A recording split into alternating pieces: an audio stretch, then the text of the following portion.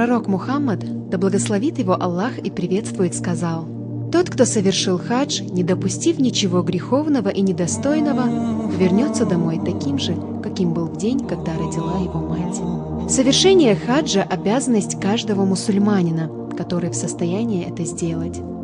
Возможность уполномочить для совершения хаджа вместо себя другого человека, когда состояние здоровья не позволяет самому его совершить.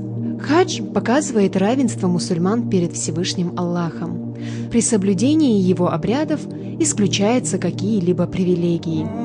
Господин и слуга, министр и рабочий – все находятся на одном уровне.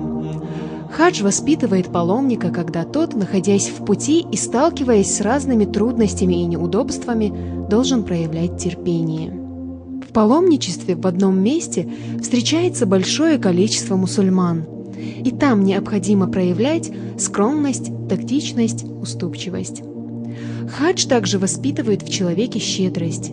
Например, когда он закалывает жертвенное животное на Ид аль-Адха или когда раздает милостыню неимущим. Пусть тот, кто желает начать жизнь с чистого листа, приступает к паломничеству с искренним стремлением. А признаком того, что хадж принят Всевышним, является изменение характера человека в лучшую сторону.